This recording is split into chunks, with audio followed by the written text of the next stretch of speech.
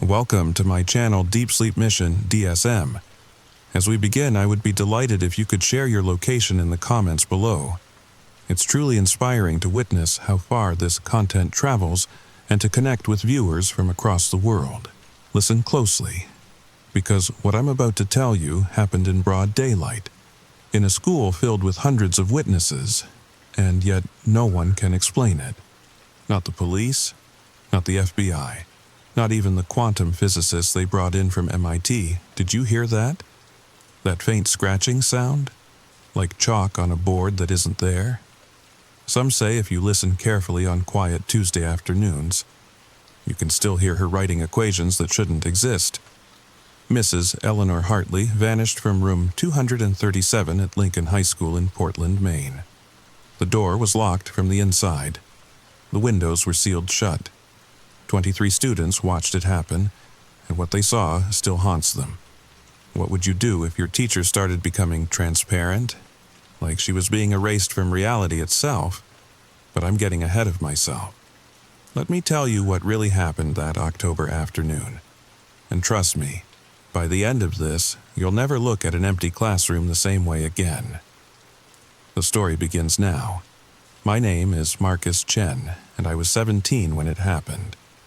Tuesday, October 15th, 2019. Third period. Advanced physics with Mrs. Hartley. I remember everything about that morning. The way the autumn leaves scraped against the windows. The smell of fresh paint from the hallway renovations. The buzz of fluorescent lights that always gave me a headache. Mrs. Hartley was writing equations on the board. Complex stuff, quantum mechanics. She always got this distant look when she wrote those formulas, like she was seeing something we couldn't. "Pay attention, Marcus," she said without turning around. That was her thing. She always knew when someone wasn't focused. Eyes in the back of her head, we used to joke. If only we'd known. The classroom was typical for Lincoln High. 30 desks arranged in neat rows. Periodic table on the wall. That weird skeleton model in the corner that someone had dressed in a Yankees cap. Everything normal, everything safe, everything about to change. Sarah Winters sat next to me. She was doodling in her notebook, drawing those little stars she always made when she was bored. Behind us, Jake Morrison was trying to balance a pencil on his nose. Just another Tuesday. Then Mrs. Hartley wrote something different. The equation... It didn't look right. I mean, I was good at physics, but this was something else. The symbols seemed to shift when I looked at them directly, like trying to read in a dream. "Mrs. H?" Sarah's voice was small. "What? What is that?" Mrs. Hartley turned around, and I'll never forget her face. She looked surprised, like she hadn't meant to write it. Her hand was still holding the chalk, but she was staring at the board like someone else had put those symbols there. I don't...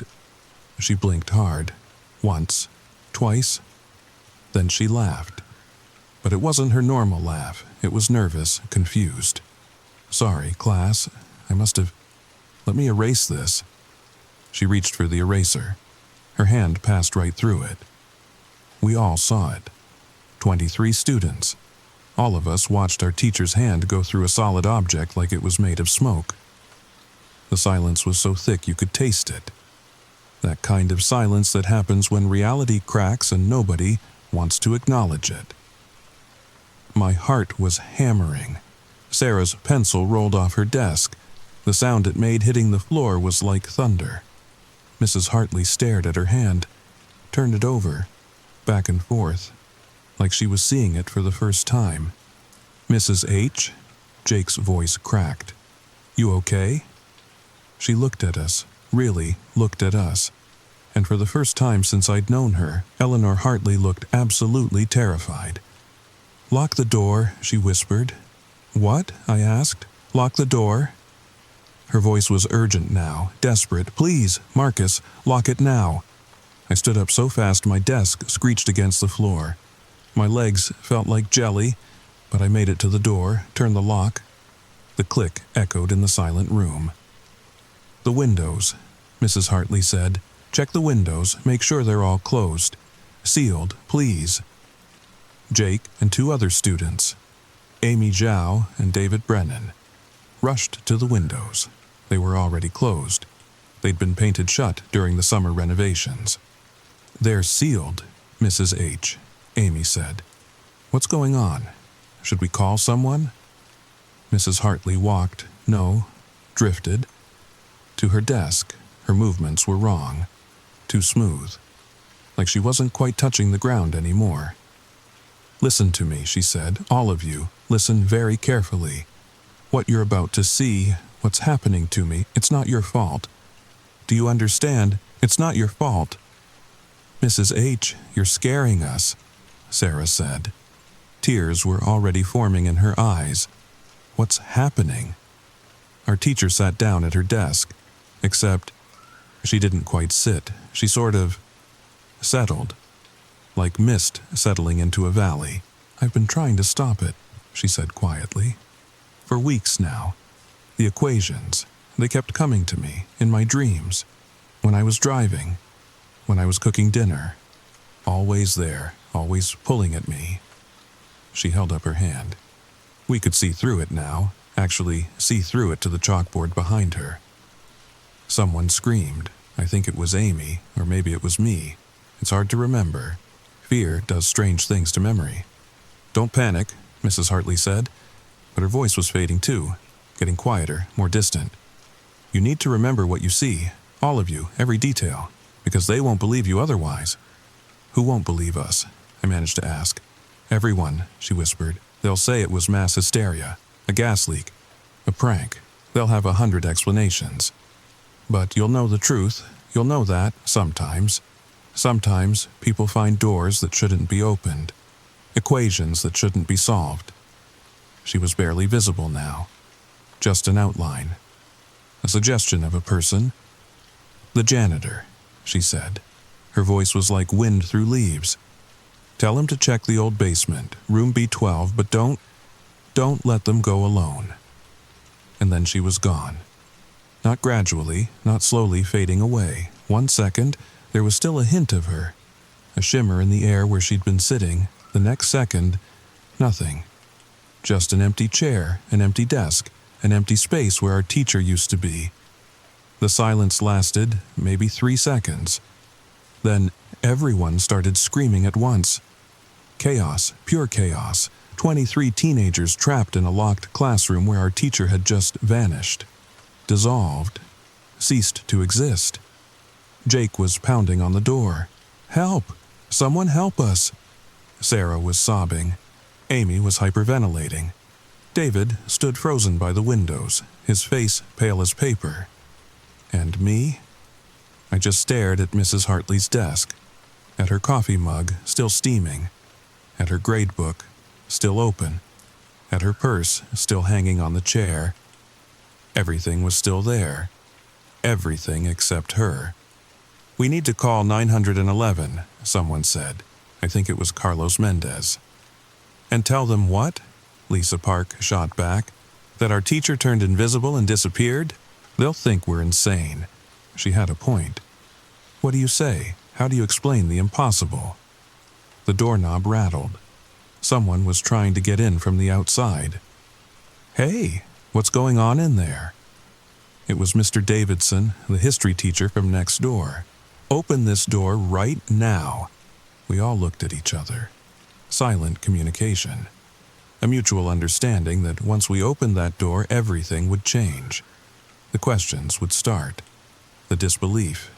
The accusations. "Open it," I said finally. "We have to." Jake unlocked the door. Mr. Davidson burst in, his face red with anger that quickly shifted to confusion. "Where's Mrs. Hartley?" he demanded. "I heard screaming. Where is she?" 23 voices tried to answer at once. The result was incomprehensible noise. "One at a time," Mr. Davidson shouted. Then he noticed Sarah crying, Amy hyperventilating, the general state of panic. His teacher instincts kicked in. "Okay, everyone sit down, deep breaths. Sarah, are you hurt?" "She's gone," Sarah whispered. "She just disappeared." Mr. Davidson's face went through several expressions. Confusion, concern, suspicion. "What do you mean, disappeared? Did she leave the room?" "No!" Jake almost screamed it. "She didn't leave. She turned transparent and then she was gone. We all saw it." The look Mr. Davidson gave us. I'll never forget it. It was the look adults give teenagers when they think we're pulling some elaborate prank. That mixture of annoyance and disappointment. "This isn't funny," he said slowly. "Where is Mrs. Hartley?" "Check her desk," I said. "Her stuff is still here. Her coffee's still hot. Why would she leave everything?" Mr. Davidson walked to the desk, picked up the mug. Steam rose from the black coffee inside. His frown deepened. "If this is some kind of joke—" "Look at the board," Amy interrupted. "Look at what she wrote." We all turned to the chalkboard. The equation was still there, those strange symbols that seemed to move when you weren't looking directly at them. Mr. Davidson studied them, and I saw something change in his face. Recognition? Fear? It was gone too quickly to be sure. "Everyone out," he said suddenly. "Now, move to the library. Don't talk to anyone about this until—" The intercom crackled to life. "Attention, all students and staff. We are now under lockdown. This is not a drill. Repeat, this is not a drill. Remain in your current locations and await further instructions."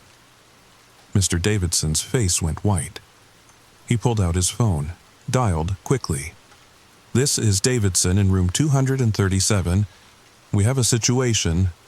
"No, I need administration here now. Just send someone." The next hour was a blur. Principal Martinez arrived first, followed by the school resource officer. Then more police, then detectives, then people in suits who didn't identify themselves but asked very specific questions. They separated us. 23 students, 23 different rooms, 23 identical interrogations. "Tell me exactly what happened. Has Mrs. Hartley been acting strange lately? Did anyone leave the room? Are you sure the door was locked? Have you been experimenting with any substances?" The questions went on and on. They searched the classroom, dusted for fingerprints, checked the windows, examined every inch of floor, wall, and ceiling. They found nothing. Of course they found nothing. How do you find evidence of something impossible? But here's the thing that still bothers me years later. They weren't surprised enough. Oh, they acted shocked. They went through all the motions. But there was something rehearsed about it, like they'd dealt with this before. By evening, they had their official story. Mrs. Eleanor Hartley had suffered some kind of breakdown. She'd left the school without telling anyone. The students, traumatized by their teacher's strange behavior, had experienced a shared delusion event. They had explanations for everything. The locked door? We were mistaken. The windows? Irrelevant. The equation on the board? Random symbols from a disturbed mind. Her belongings left behind? Evidence of her mental break. They brought in counselors, therapists, experts in mass hysteria, and group psychology. They had us write statements. Then they had us rewrite them. Then they suggested corrections to help us remember more clearly. But 23 students knew the truth. We'd seen our teacher fade from existence. We'd watched the impossible happen, and no amount of official explanations could change that. They never found Mrs. Hartley. Her car was still in the parking lot. Her house was untouched, her bank accounts unused. She simply vanished from the world as completely as she'd vanished from that classroom. The school held a memorial service 2 months later. They called it a celebration of life, and carefully avoided mentioning how she'd disappeared. Her husband spoke. He looked hollow, empty, like part of him had vanished too. And that equation on the board? They photographed it, documented it, then erased it. But I'd already copied it down, we all had. 23 students with 23 copies of impossible mathematics. Some of us compared notes later. The symbols were different on each copy. Not completely different, but shifted, changed. Like the equation was alive somehow. Like it was trying to tell us something different, something personal. I still have my copy, hidden in an old textbook in my closet. Sometimes, late at night, I take it out and stare at it. And sometimes I swear I can feel it pulling at me, calling to me, showing me doors that shouldn't be opened. But I'm getting ahead of myself again, because the story doesn't end with Mrs. Hartley's disappearance. That was just the beginning. Remember what she said about the janitor, about room B12 in the old basement. 3 weeks after she vanished, 5 of us decided to check it out. November 5th, 2019, 3:47 p.m. The school was mostly empty. Just athletes at practice and a few teachers grading papers. Perfect time to explore. It was me, Sarah, Jake, Amy, and David. We'd grown close since the incident. Trauma bonds people in strange ways. We were the only ones who truly believed each other. The only ones who refused to accept the official story. "This is stupid," David said as we headed down the stairs. "If there was anything important in B12, the cops would have found it." "The cops were looking for a missing person," I countered. "Not whatever this is." The basement of Lincoln High was older than the rest of the school. Built in the 1940s, all concrete and shadows. Most of it had been converted to storage, but there were sections nobody used anymore. Rooms that had been locked and forgotten. Room B12 was at the end of a hallway that smelled like mold and old paper. The fluorescent lights flickered, creating pools of darkness between patches of sickly yellow light. "Anyone else getting serious horror movie vibes?" Jake whispered. "Shut up," Amy hissed. But her hand was trembling as she pulled out the janitor's key ring. We'd borrowed it from his office, told ourselves we'd return it, told ourselves a lot of things. The door to B12 looked older than the others. Heavy wood with a small window covered in paint. Amy tried 3 keys before finding one that fit. The lock turned with a grinding sound that made us all wince. The door swung open to reveal a normal room. Disappointingly normal, just dusty desks, old textbooks, and boxes of forgotten supplies. "Great," David muttered. We risked expulsion for a storage room. But Sarah was already moving deeper inside, using her phone's flashlight. "Look for anything weird. Mrs. H wouldn't have mentioned this place without a reason."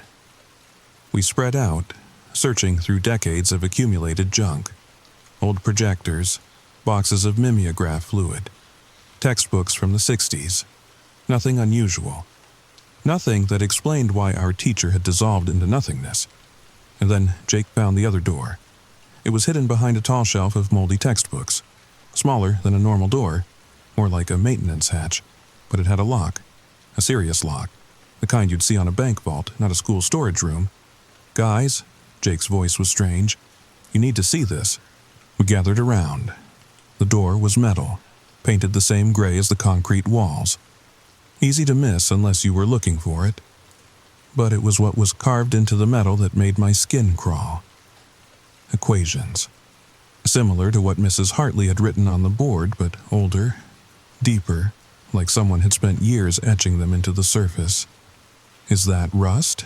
Amy asked, pointing to dark stains around the symbols. Nobody answered. We all knew rust wasn't usually that color. "We should leave," David said. "Right now, this is beyond us." He was right. Every rational part of my brain screamed to get out, to forget this room existed, to accept the official story and move on with our lives. But I thought about Mrs. Hartley, about the fear in her eyes, about how she'd begged us to remember. "We need to open it," I said. "With what?" Sarah asked. "That lock looks like it needs a special key." I pulled out my copy of Mrs. Hartley's equation. The others did the same. 5 pieces of paper. 5 versions of impossible mathematics. Maybe. I held my paper up to the door. Nothing happened.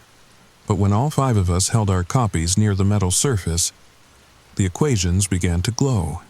Soft at first, then brighter. The symbols on our papers matched up with the carvings on the door, like pieces of a puzzle clicking into place. The lock made a sound like breathing. Then it opened. We should have run then. Should have left that door closed and that room unexplored. But curiosity is a powerful thing, and we were teenagers who'd seen our teacher vanish. We thought we were ready for anything. We were wrong.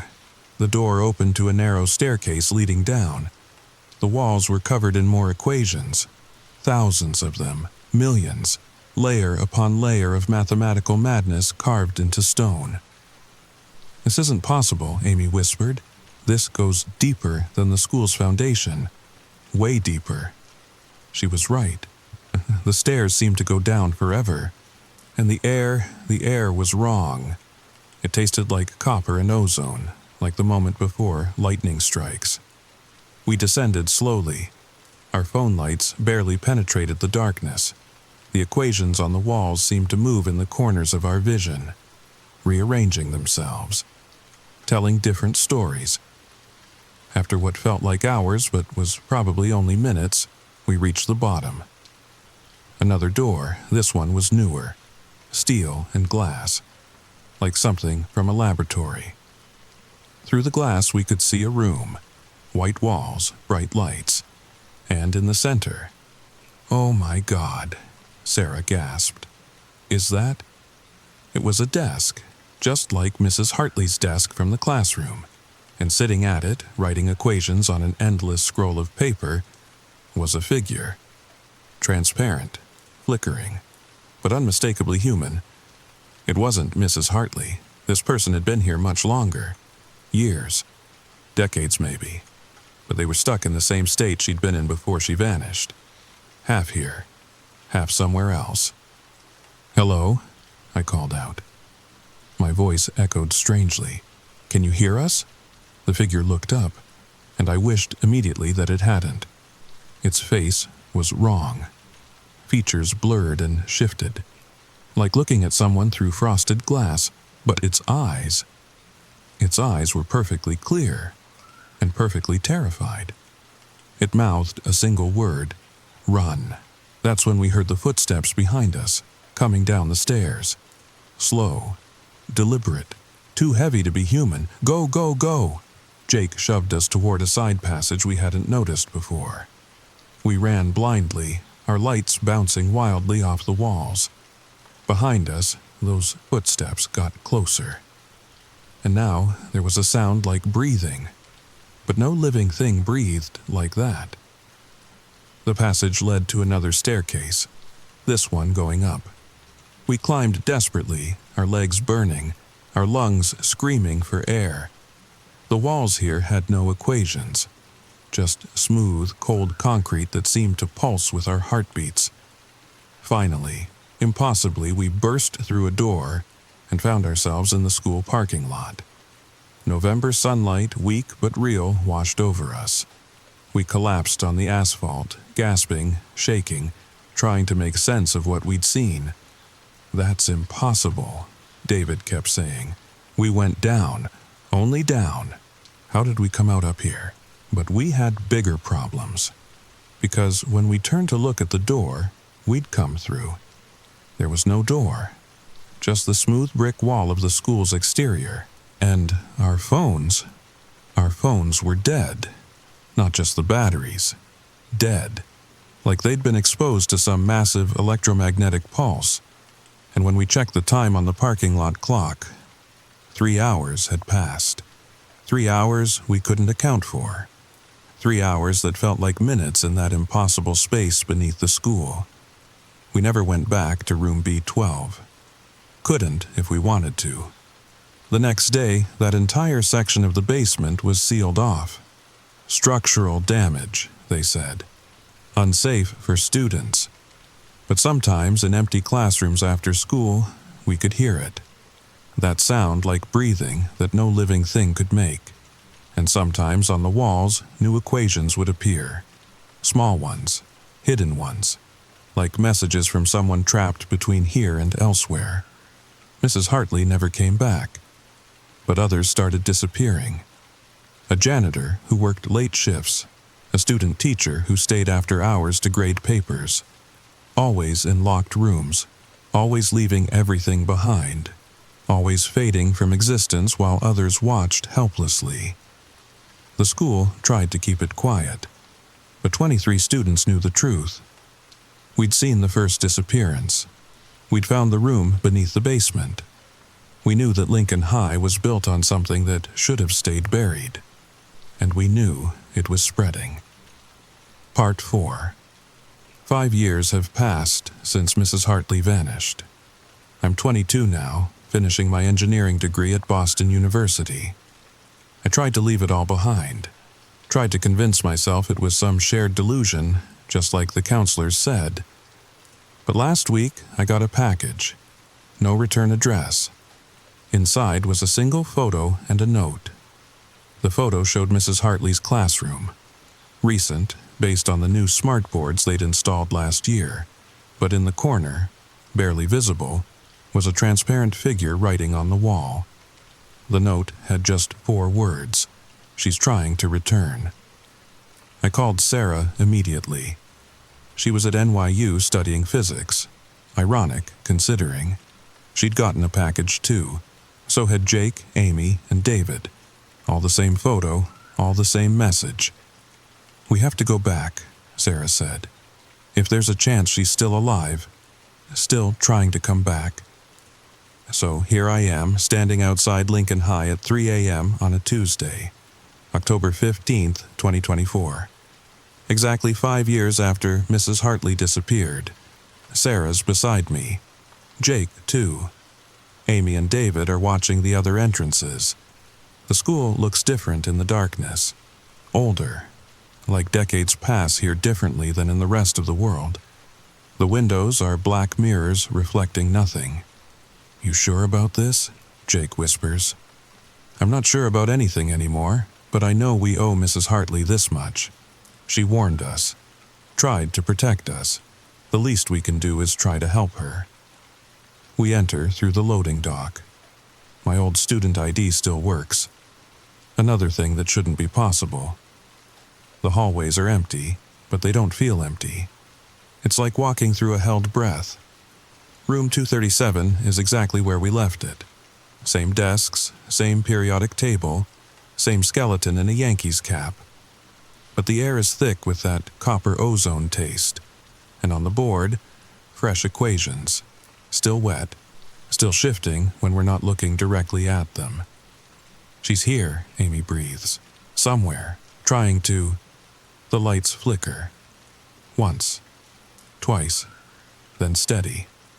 But in that moment of darkness, we see her. Mrs. Eleanor Hartley, standing at the board. Transparent. Flickering. Writing desperately. "Mrs. H!" Sarah rushes forward, but her hand passes through empty air. Our teacher is here but not here, caught between states. Her mouth moves. No sound. But I can read her lips. The equation. Incomplete. Need all of them. I pull out my old copy. The others do the same. 5 pieces of paper with 5 different versions. But as we hold them up, something becomes clear. They're not different versions. They're parts of a whole. We arrange them on her desk. The symbols align, form patterns, create something bigger than the sum of their parts. Mrs. Hartley becomes more solid, more real. She's speaking now, her voice like static on a dead channel. Not just me, others, trapped, between. The temperature drops 20 degrees in seconds. Frost forms on the windows. Our breath comes out in clouds. "The basement," she manages. "All of them, waiting, door won't, stay closed, much longer." That's when we hear it. That breathing that isn't breathing, coming from everywhere and nowhere. The walls themselves seem to inhale and exhale. "How do we help you?" I ask desperately. She points to the equations. Her hand is solidifying, becoming real. Complete the formula. Bring us back, or seal us away. Choose. The breathing gets louder, and now there are whispers. Dozens of voices, maybe hundreds. All the people who vanished over the years, all trapped in that space between spaces. "If we bring you back," David says slowly, "what comes with you?" Mrs. Hartley's face. I'll never forget the expression. Sorrow, fear, resignation. "Everything," she whispers. And for a moment she's completely solid, completely here. Our teacher, exactly as we remember her. That's why I tried to stop it. Why I locked the door. The equations, they're not just mathematics. They're instructions. A way to thin the boundaries. The room shudders. Plaster dust falls from the ceiling. In the windows, shapes move. Tall shapes. Impossible shapes. Things that shouldn't exist in a world with only 3 dimensions. "You have to choose," Mrs. Hartley says urgently. "Complete the equation and open the door permanently, or, Jake demands. Or destroy it. All of it. Every copy, every carving, every trace. Lock them away forever. Lock me away forever." The breathing is deafening now. The walls are cracking. Reality is wearing thin. In those cracks we can see that other place, that realm of endless equations and trapped souls. Sarah is crying. "There has to be another way." "There is no other way," Mrs. Hartley says. "I'm sorry. I'm so sorry. I thought I could control it. Thought I could find a solution that saved everyone. But some doors should never be opened. The choice is ours." 5 students who witnessed the impossible. 5 people who hold the key to either salvation or damnation. I look at the others, see my own thoughts reflected in their faces, the weight of it, the terrible responsibility. Then I make my decision. We all do. Together. Like we've always done since that day 5 years ago. But I won't tell you what we chose, because maybe you'll face the same decision someday. Maybe you'll find equations written where they shouldn't be. Maybe you'll see teachers or students start to fade. Maybe you'll discover a door in your school's basement that leads to impossible places. And when that happens, when you're standing at the crossroads between 2 impossible choices, you'll have to decide for yourself. But here's what I will tell you. Every Tuesday at 3:47 p.m. I check the news, looking for stories about disappearances, about locked rooms and impossible vanishings, about schools with structural damage in their basements.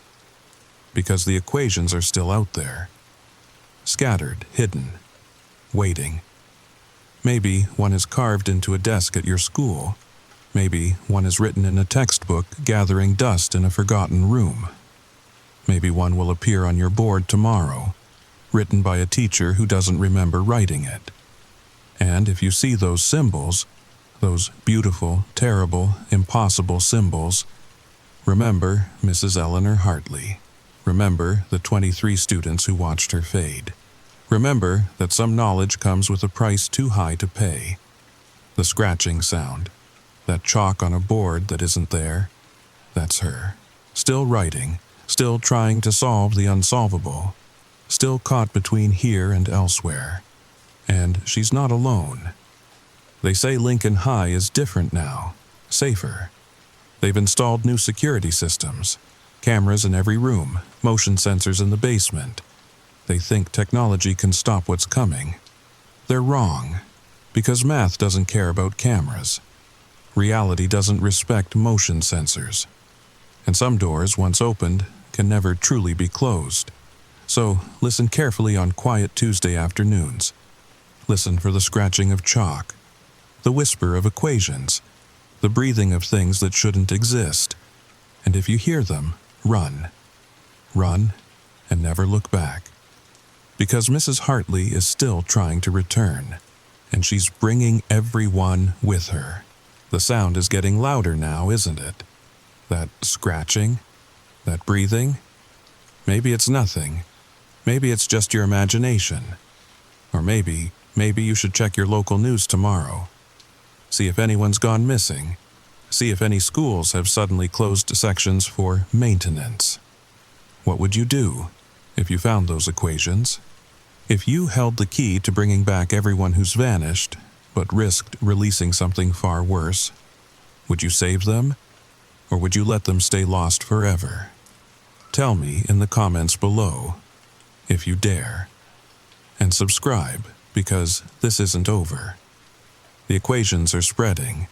The disappearances are increasing. And somewhere, in a school near you, another teacher is writing symbols they don't understand. Sweet dreams, if you can manage them. And remember, every empty classroom has a story. But some stories should never be told. What's that sound? Wait, before you go, I need to tell you something else. Something I left out.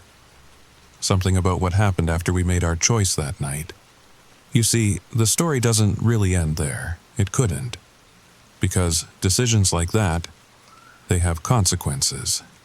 Ripples that spread outward in ways you can't predict. 3 days after that night in room 237, I got a call from Sarah. 2:17 a.m. Her voice was barely a whisper. "Marcus, it's happening to me." I drove through the night. Boston to New York in record time. Found her in her dorm room, sitting at her desk, surrounded by equations. Her roommate had fled hours earlier, too terrified to stay. Sarah's hands were transparent. I could see the wood grain of the desk through her palms. "I can feel it pulling me," she said. "The other place. It's beautiful, Marcus, and terrible, and I don't think I can fight it much longer." I tried everything, destroyed her copies of the equations, burned every note, every scribble, every mathematical symbol in that room, but it was too late. The knowledge was in her head now, in her bones, in her very existence. "Maybe this is the price," she whispered, as dawn broke through her window. "Maybe someone has to pay it." By noon, she was gone. Her roommate found only empty clothes and a final equation written in condensation on the window, an equation that evaporated before anyone could photograph it. That was 2 years ago. Since then, I've been tracking the disappearances, creating a map, looking for patterns. And what I've found, it's worse than we imagined. It's not random, it never was. The equations aren't just spreading randomly from person to person. They're following ley lines, mathematical ley lines, invisible patterns in the very fabric of reality. Every school built on these lines becomes a potential doorway. Every teacher who loves math a little too much, every student who stares too long at complex formulas, every janitor who cleans rooms where reality is thin, they're all at risk. I've identified 17 schools so far. 17 places where the boundaries are weak, where people vanish from locked rooms, where equations appear on boards and walls and windows. Roosevelt High in Denver. They lost 3 teachers in 1 month, all math department, all found missing from locked classrooms. Jefferson Academy in Atlanta, an entire calculus class, 12 students and their teacher, gone between 3rd and 4th period, doors locked, windows sealed, equations covering every surface. Washington Prep in Seattle.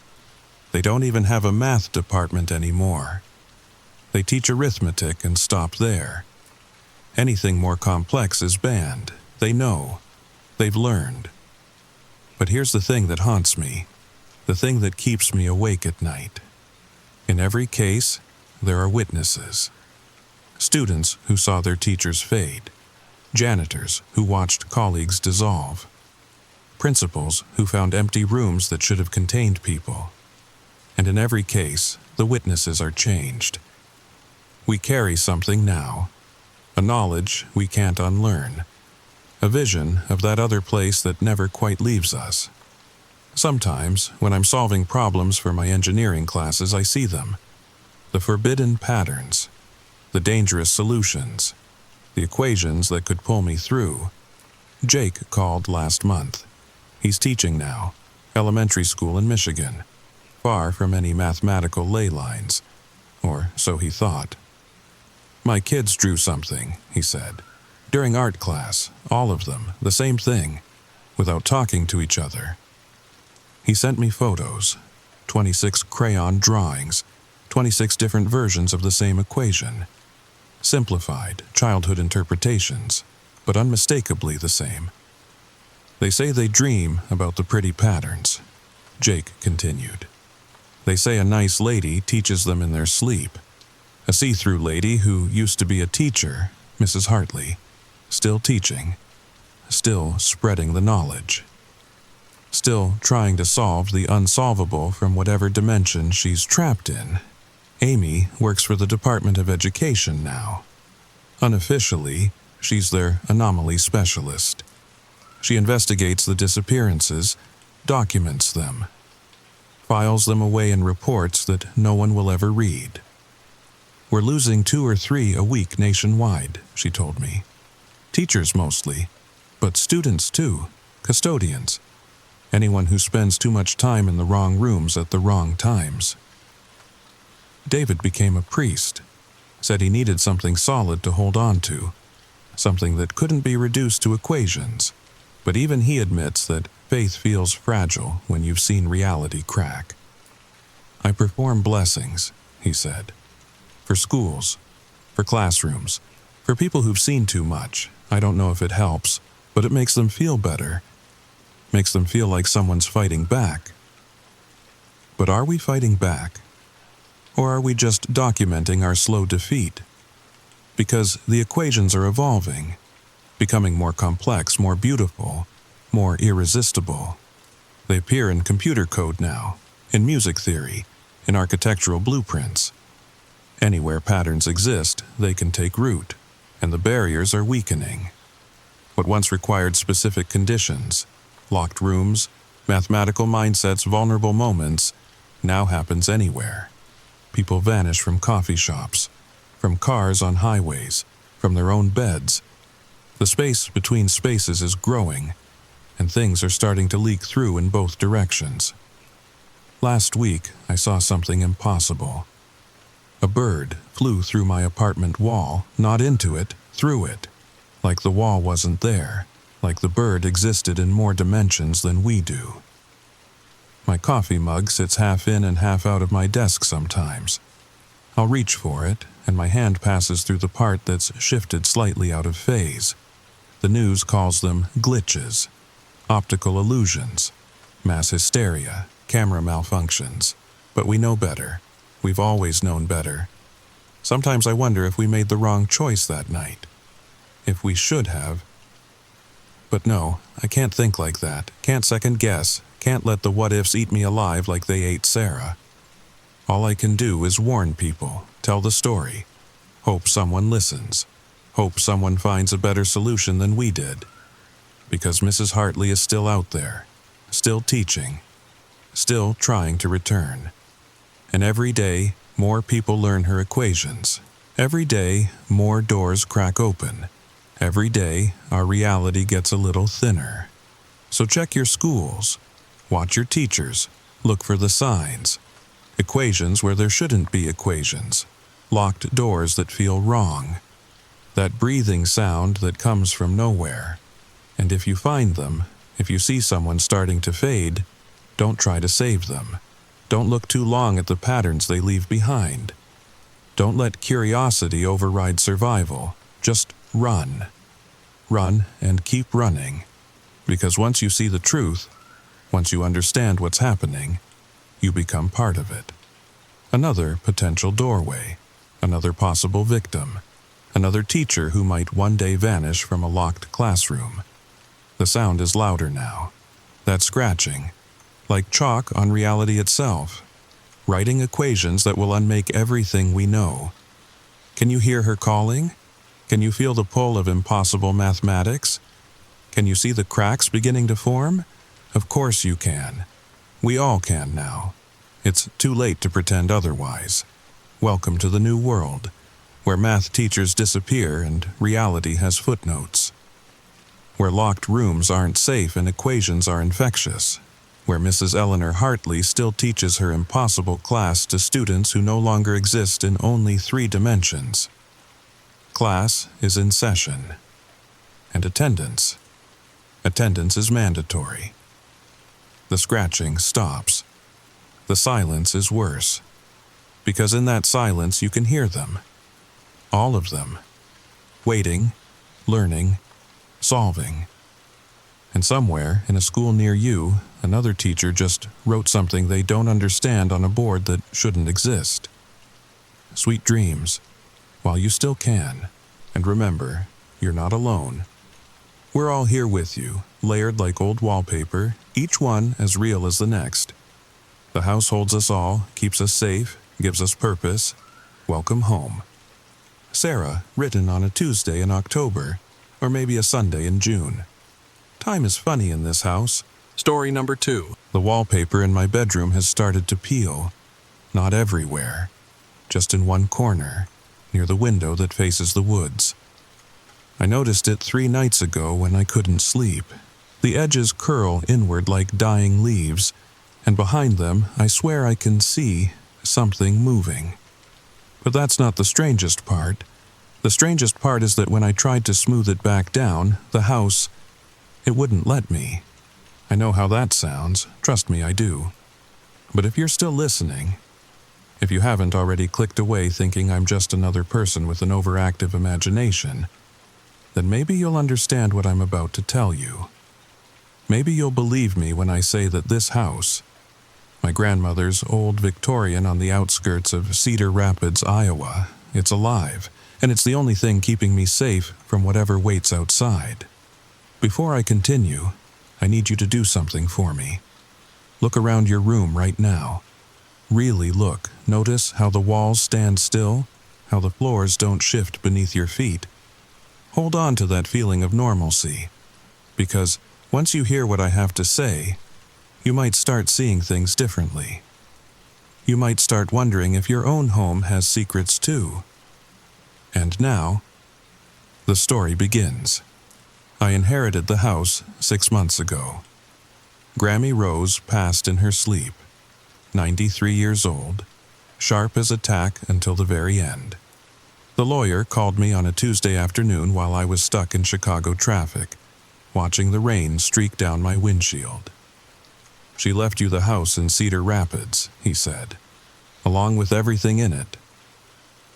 I hadn't been back to Iowa in 5 years. City life had swallowed me whole, meetings, deadlines, the constant hum of anxiety that comes with trying to make it in a place that never sleeps.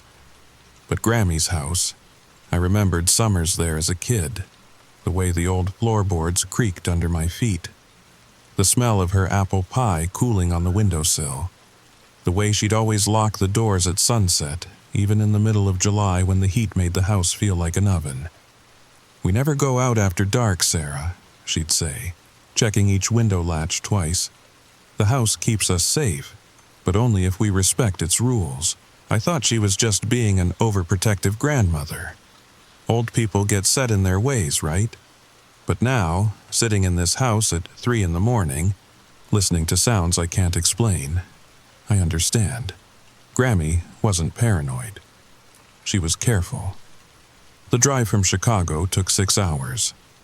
I pulled into the gravel driveway just as the sun was setting, painting the sky the color of old blood. The house looked exactly as I remembered. 3 stories of faded blue Victorian charm, complete with gingerbread trim and a wraparound porch. The garden had gone wild without Grammy to tend it, but somehow that made it more beautiful. Roses climbed the trellis in untamed spirals, their thorns catching the dying light.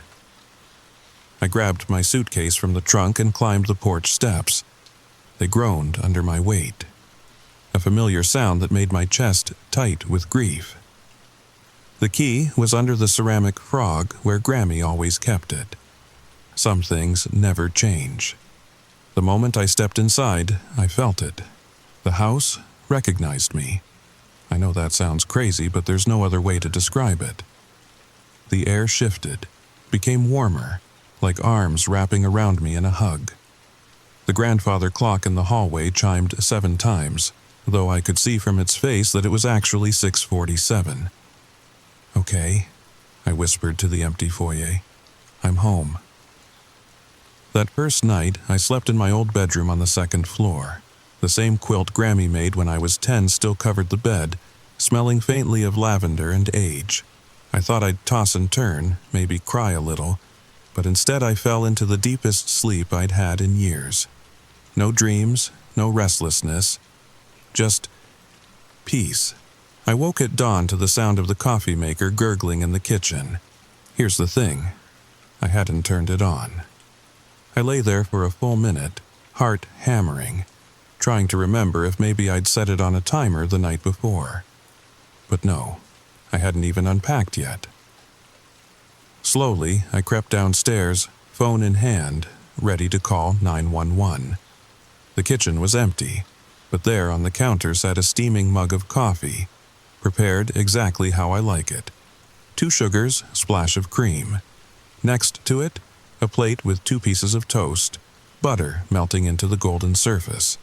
I should have run. Any rational person would have grabbed their keys and gotten the hell out of there. But something about the scene felt welcoming, careful, like someone had tried very hard to make me comfortable without frightening me. I sat at Grammy's old oak table and took a sip. Perfect temperature. The toast was cut diagonally, just how she used to do it when I was little. And that's when I noticed the note, written in handwriting I didn't recognize. "Welcome home, Sarah. The house remembers how you like your breakfast. Don't worry, you're safe here. Just remember the rules." Rules. Grammy's rules. I tried to remember them all as I ate. Lock the doors at sunset. Never leave windows open at night. Don't go in the basement after midnight. Always keep fresh flowers in the front hall vase. Though I never understood that one. I spent the day unpacking and cleaning. The house seemed to help in small ways. Doors opened before I reached them. Stubborn windows that should have been painted shut slid up easily when I needed fresh air. When I dropped a glass in the kitchen, it landed on a throw rug I swear wasn't there a second before. "Thank you," I said out loud, feeling slightly ridiculous. The lights flickered once in response. As afternoon faded to evening, I found myself growing anxious. The sun hung low, casting long shadows through the lace curtains. I checked my phone. 6:30. Sunset was at 7:15. Time to lock up. I started with the first floor, turning each deadbolt, sliding each chain into place. The house seemed to approve. I could feel it in the way the air hummed with contentment. 2nd floor next. I was halfway through when I reached the guest bedroom at the end of the hall. The window was wide open. I knew I hadn't opened it. The room had been closed all day, but there it was, curtains billowing in the evening breeze. And beyond the window at the edge of the property where the woods began, I saw movement. It wasn't quite human. The proportions were wrong. Too tall, too thin, joints bending in ways that made my stomach turn. It stood perfectly still between 2 oak trees, and even from this distance I could feel it watching me. My hands shook as I grabbed the window sash. It wouldn't budge. I pulled harder, panic rising in my throat. The thing in the woods took a step closer to the house. "Please," I whispered. "Please, close." The window slammed shut so hard the glass rattled. I fumbled with the lock, finally getting it latched. When I looked back at the woods, the figure was gone. I ran through the rest of the house, checking every window, every door. All locked, safe, protected. But protected from what? That night, I found Grammy's journal in her bedside table. The entries went back decades, neat cursive filling page after page. I flipped to a random entry from 1987. "The house is getting stronger. It knows them better now, knows how to keep them out. Sarah visited last week. Such a bright little thing. The house loves her already. I can feel it in the walls, the way they warm when she laughs. Someday, when I'm gone, it will protect her the way it protects me, as long as she follows the rules. I read until my eyes burned. Entry after entry about the house, about the things in the woods, about the delicate balance between safety and danger. Grammy never said exactly what they were, only that they'd been there long before the house was built, waiting, watching, hungry for something she wouldn't name. The house chose this spot for a reason, one entry read. It stands guard at the border between our world and theirs. We're not prisoners, we're partners. It keeps them out. We keep it strong. Symbiosis. That's what Dr. Morrison called it before he disappeared. Fool Man thought he could study them. The house tried to warn him, but he wouldn't listen. They found his car by the river, never found him. 3 weeks passed in strange tranquility. I worked remotely from Grammy's old study, falling into a routine that felt both new and ancient.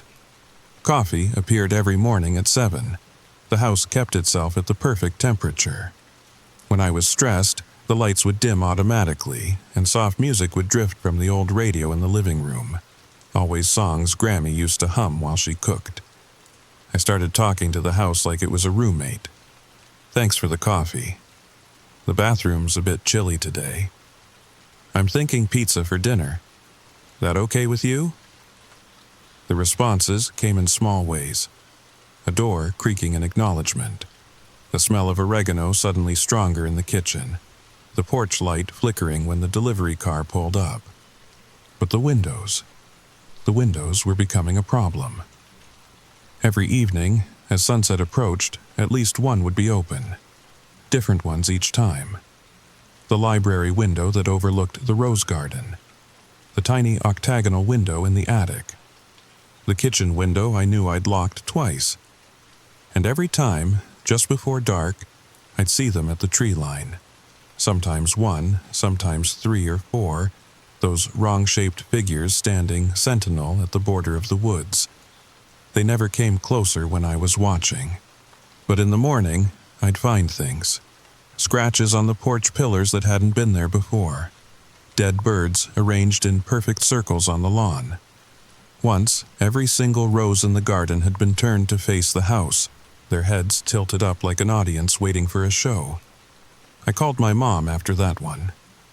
"How's the house treating you?" she asked, her voice carefully neutral. "Did you know?" The question tumbled out before I could stop it. About Grammy's house, about what it does. Long pause. I could hear her breathing, choosing her words. "Grammy tried to tell me once," she finally said. "When I was pregnant with you. She wanted me to move back home, said the house would keep us safe. I thought she was losing it. Old age, you know. I should have listened." "Mom, what happened to Dad?"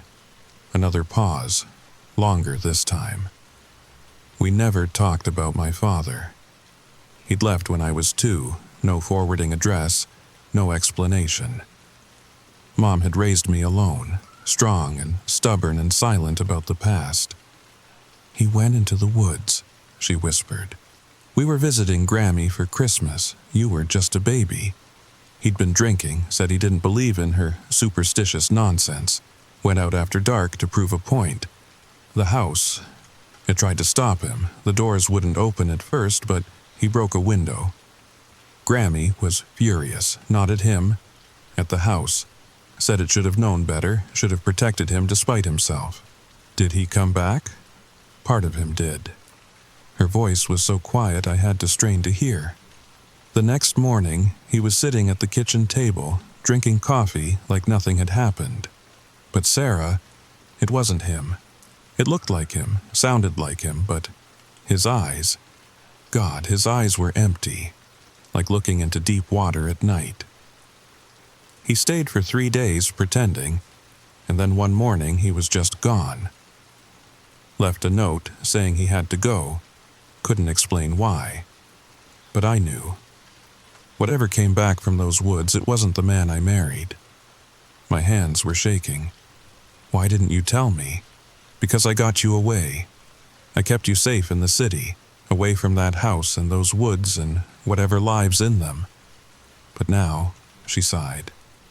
Now you're back, and I pray to God you're stronger than your father was. Follow Grammy's rules, Sarah. Every single one. And if the house tries to tell you something, you listen. That night, I went through Grammy's journal again, this time looking for every rule she'd written down. I made a list. 1. Lock all doors and windows before sunset. 2. Never go outside after dark. 3. Keep fresh flowers in the front hall vase. Chapter 4. Don't go in the basement after midnight. If you hear knocking, count to 10 before answering. Trust the house. It knows friend from foe. 7. Feed the roses on the full moon. Blood meal, not chemical fertilizer. 8. Never follow the lights into the woods.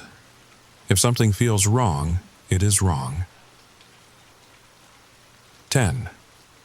The house protects, but only those who protect it in return. That last one bothered me. Protect it from what? The house seemed invincible, a fortress against whatever lurked outside. What could possibly threaten it? I got my answer 2 nights later. I woke to the sound of breaking glass. Not the sharp shatter of an accident, but deliberate, rhythmic. Crash. Pause. Crash, pause. Like someone was methodically destroying every window on the first floor. The house was screaming. Not with sound, with feeling. Waves of panic and pain rolled through the walls, making my teeth ache and my vision blur. I stumbled out of bed, grabbing the baseball bat I'd found in the hall closet. The floor beneath my feet was hot, almost burning. I crept to the top of the stairs and looked down. The front door was still closed, still locked, but something was wrong with it. The wood bulged and rippled like it was melting. Through the frosted glass panels I could see shadows moving. Too many shadows, too many shapes. They were trying to get in. The house fought back. I watched the door re-harden, pushing against whatever was on the other side. The deadbolt glowed cherry red. The walls groaned and creaked, sounding like a wounded animal. "What do I do?" I whispered. "Tell me what to do." The lights flickered in a pattern. Morse code? No. But definitely deliberate. 3 short, 3 long, 3 short, SOS. Then I remembered rule number 10. The house protects, but only those who protect it in return. I ran back to Grammy's room, yanking open drawers until I found what some instinct told me had to be there. A leather pouch, heavy with age, filled with what looked like salt mixed with dried herbs and something that glittered like crushed glass. The breaking sounds were getting louder. I could hear wood splintering, walls beginning to crack. Whatever was attacking the house was winning. I flew down the stairs, bare feet slapping against the wood. The front door was barely holding. Long fingers, if you could call them fingers, poked through gaps in the wood, dripping something black and viscous. "I'm here," I said, surprised by how steady my voice sounded. "I'm here, and you're not getting in." I opened the pouch and started spreading its contents along the threshold. The moment the mixture touched the floor, the house sighed with relief. The fingers yanked back like they'd been burned. The door started repairing itself, wood fibers knitting back together. I worked my way through the first floor, laying lines of the mixture under every window, across every doorway. The attacks grew more frenzied, but also more desperate. They couldn't get past the barriers I was creating. By the time I finished, dawn was breaking. The shadows fled back to the woods, leaving only broken glass and gouged wood as evidence of the night's battle. I collapsed on the couch, exhausted. and felt the house settle around me like a protective embrace. "We make a good team," I said to the ceiling. The coffee maker gurgled in agreement. After that night, things changed between the house and me. We weren't just coexisting anymore. We were partners. I could feel its moods like my own. Content when the sun shone through clean windows. Anxious as evening approached.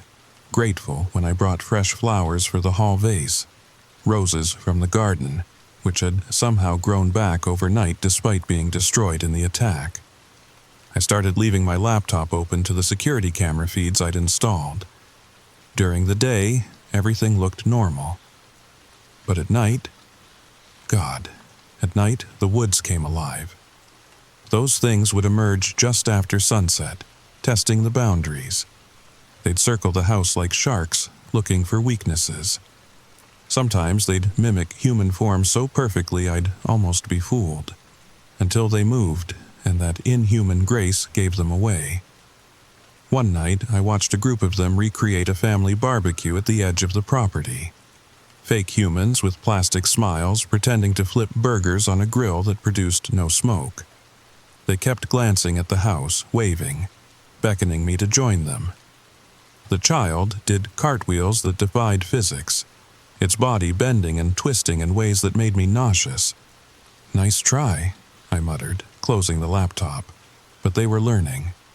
Each night, the mimicry got better, more convincing. They started using voices. Not quite right, but close enough to make me doubt. Sarah, honey, it's Mom. I drove all night to see you. Please let me in." I almost fell for that one. My hand was on the deadbolt before the house intervened, dropping the temperature so suddenly my breath fogged. I peered through the peephole. The thing outside wore my mother's face, but its neck was too long, and when it smiled, I counted too many teeth. "My mom would never drive at night," I said loudly. "She's afraid of deer on the highway." The thing's expression flickered like a bad TV signal before it shuffled back to the woods. I called my actual mom the next morning. She was fine, safe in Chicago, complaining about her neighbor's loud music. I didn't tell her about her doppelganger. Some things are better left unsaid. Work became my escape. I threw myself into spreadsheets and video calls, pretending everything was normal. My coworkers had no idea I was living in a sentient house surrounded by creatures that shouldn't exist. They complained about traffic and bad coffee while I counted the hours until sunset. But even during the day, I started noticing things. Little inconsistencies in the world beyond the property line. The mailman who walked the same route 3 times, like a video on loop. Birds that flew backward when they thought I wasn't looking. The way the neighbors' houses seemed to shift positions slightly, as if the whole neighborhood was just a stage set that got rearranged between scenes. I found more of Grammy's journals in the attic. Boxes and boxes of them going back to the 1950s. But the entries didn't match the dates. Grammy would have been a child in the 50s, but the handwriting was the same, the voice identical. Either she'd been keeping journals since she was 5 years old with impossibly consistent penmanship, or Grammy had been here much longer than any human lifespan would allow. One journal from 1962 made my blood run cold. Sarah visited again today. Such a sweet girl, always bringing me flowers for the vase. She doesn't remember her last visit, of course. They never do when time folds back on itself. But the house remembers. The house always remembers. It's why I stay. To make sure someone's here when she comes home, even if she's not born yet, even if she's already died. Time is a circle here, and we're all just walking its edge. I read it 3 times before the words sank in.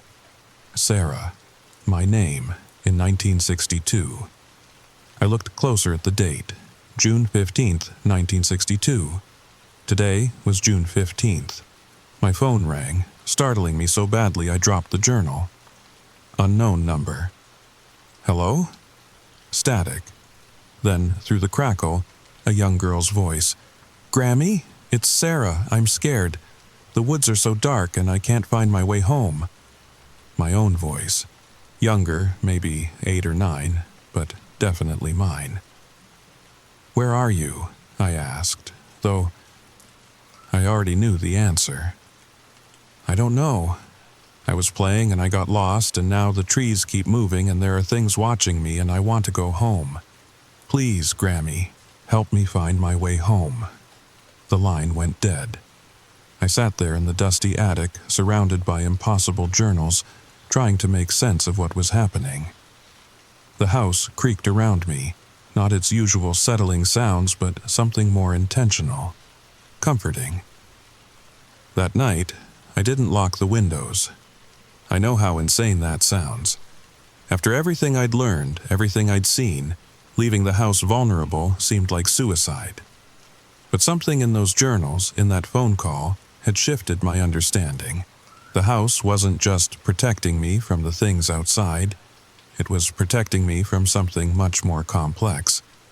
I sat in the living room as darkness fell, every muscle tense, waiting. Sure enough, just after sunset, I heard the front door unlock. Not forced. Unlocked with a key. Footsteps in the hall. Slow, measured, familiar.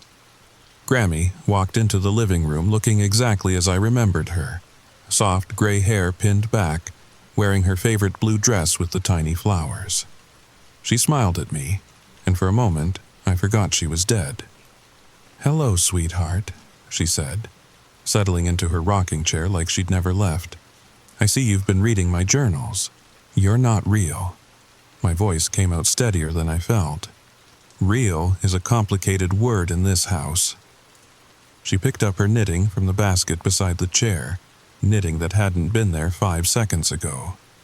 "I'm as real as I need to be, as real as the house lets me be. Are you one of them? The things from the woods?" She laughed, a sound so perfectly Grammy that tears pricked my eyes. "Oh, honey, no. Though I understand the confusion. The boundaries do get blurry here. That's what happens when you live in a place where time doesn't behave properly. I don't understand. The house sits on a weak spot," she explained, needles clicking rhythmically. "A place where different realities touch. Past, present, future, what was, what might be, what never was but should have been. They all bleed together here. The house holds it all in place, keeps the dangerous things from spilling through. And those things in the woods, echoes mostly, possibilities that never quite became real. Futures that got cut short, pasts that won't stay buried. They're hungry for substance, for reality. They want in because being inside the house makes them more solid, more real. But if they get in, what happens if they get in?" Grammy's hands stilled. "Then the house can't hold the boundaries anymore. Everything collapses.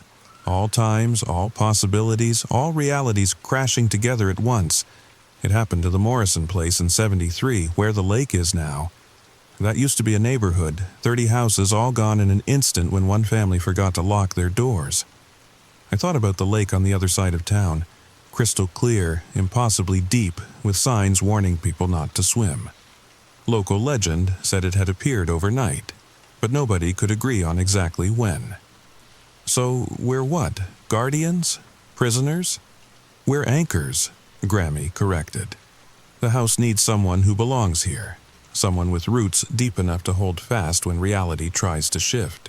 Your great-great-grandmother built this house. Your great-grandmother died protecting it. Your grandmother. Well, I'm still here, aren't I? In all the ways that matter, and now you. But I saw my name in journals from before I was born. Time is a circle here," she repeated. "You've always been coming home, Sarah. You always leave, and you always return. Sometimes as my granddaughter, sometimes as my mother, once, I think, as my sister. The details change, but the heart remains the same. You belong to this house, and it belongs to you." My head was spinning. "So, what do I do? Just stay here forever? Lock the doors and windows and pretend the world outside is normal?" You protect what needs protecting. You follow the rules not out of fear, but out of love. And when the time comes, when you're old and gray and ready to rest, you trust that another Sarah will come home. She always does. Grammy stood, tucking her knitting back into the basket. I should go. Staying too long makes the boundaries weak. But Sarah, that wallpaper in your bedroom, the one that's peeling? Yes, let it peel. Sometimes the house needs to breathe.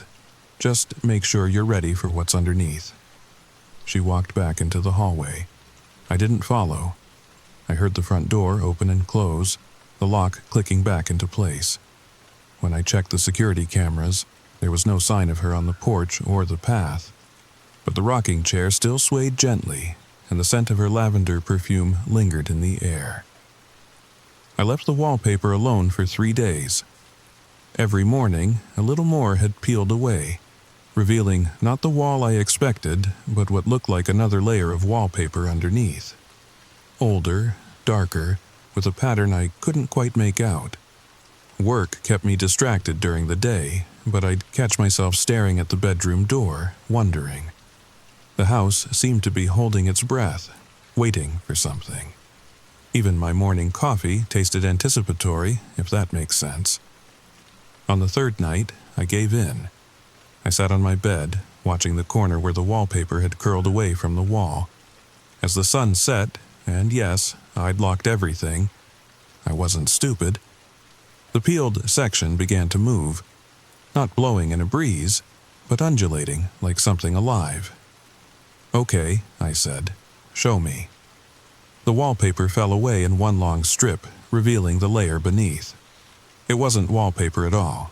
It was writing. Thousands upon thousands of words, written directly on the wall in handwriting I recognized from the journals. But the words moved, rearranging themselves as I watched, telling different stories, showing different truths.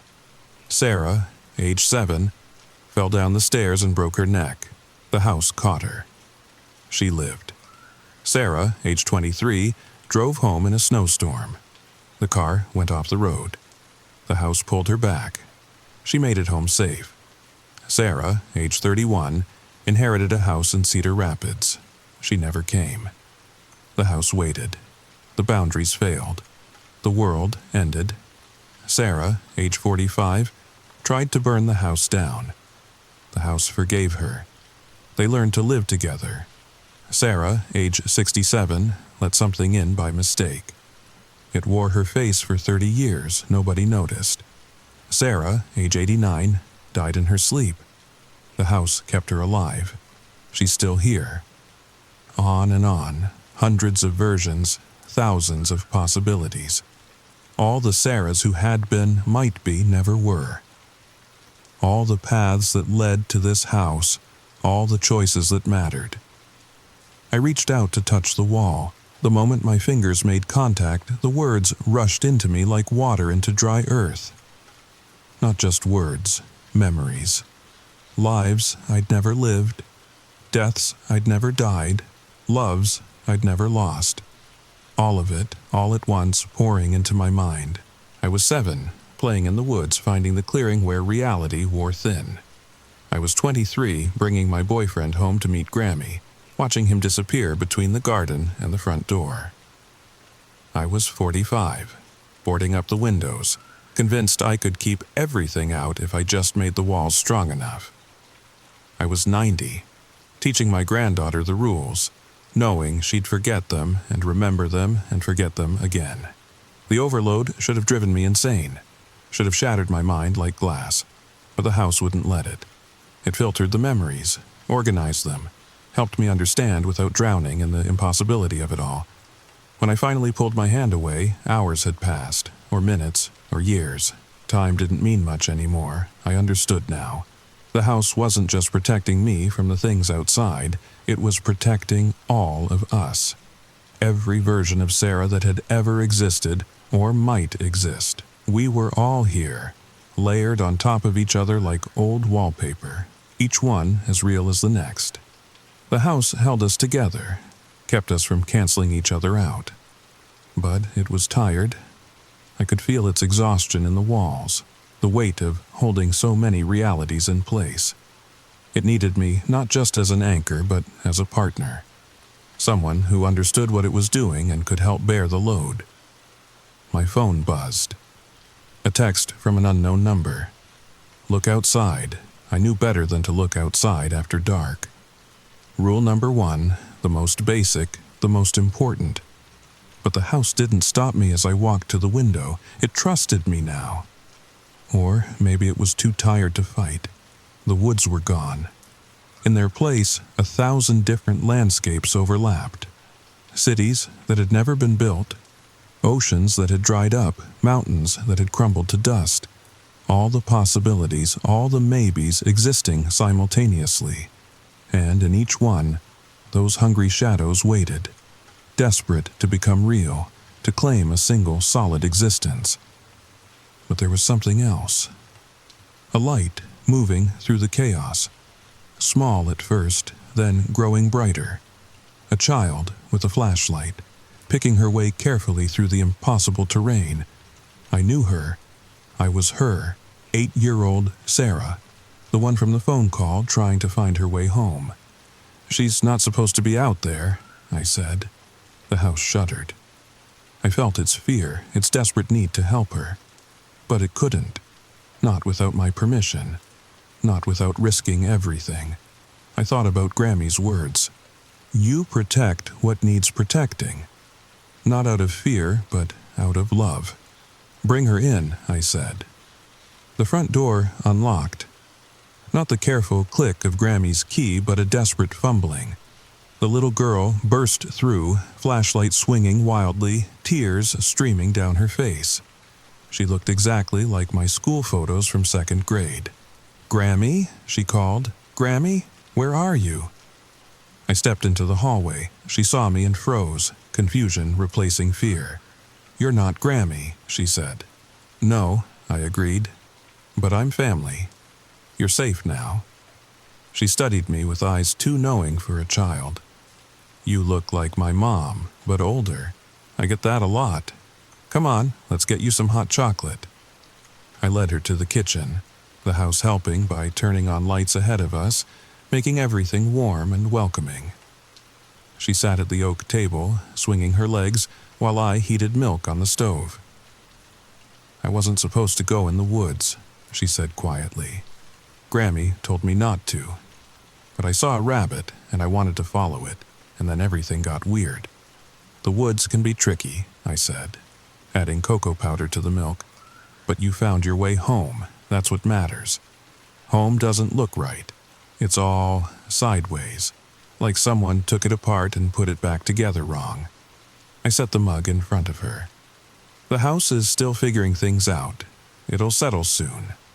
She took a sip, leaving a chocolate mustache on her upper lip. Are you dead? Grammy says dead people live in the house sometimes. I don't think so. Are you? She considered this seriously.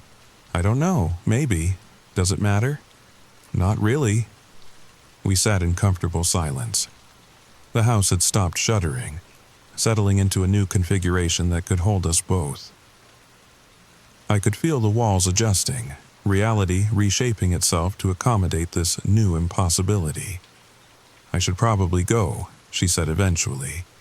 My Grammy's waiting for me. She is, I agreed. Do you know the way? She nodded, hopping down from the chair. The house will show me. It always does. I walked her to the front door. The woods were back, looking perfectly normal.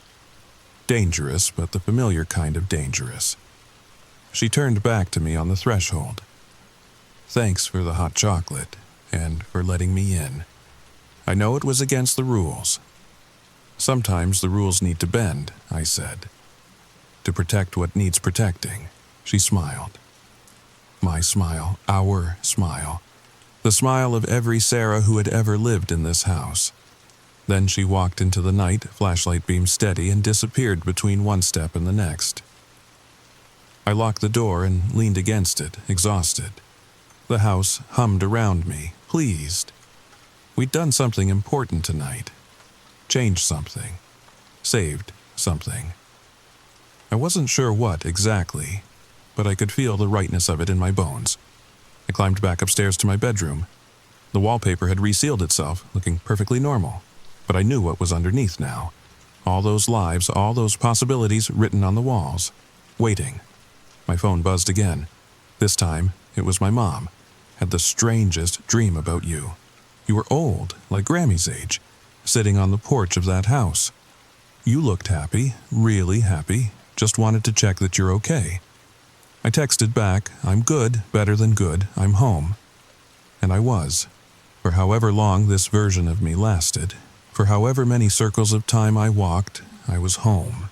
The house would protect me, and I would protect it, and together we'd hold the boundaries against the dark. I fell asleep to the sound of the walls breathing, steady and strong. Somewhere in the woods, things that shouldn't exist prowled and waited. Somewhere in time, other Sarahs were living their lives, making their choices, finding their way back to this house. But here and now, in this moment, everything was exactly as it should be. The grandfather clock chimed midnight, or maybe it was noon. Time is funny in this house. But you know what? I wouldn't have it any other way, because the house that protects me from something outside, it's not a prison, it's not a curse, it's home. And if you've made it this far, if you've listened to my whole strange story, then maybe you're ready to hear the truth about why I'm telling you this. Because you're next. I don't know your name yet. I don't know when you'll read this or how you'll find your way to Cedar Rapids, Iowa. But you will. The house is already calling you, pulling at the threads of your life, arranging circumstances that will seem like coincidences but aren't. Maybe you'll lose your job unexpectedly. Maybe a relationship will end. Maybe you'll just wake up one morning with an inexplicable urge to take a road trip through the Midwest.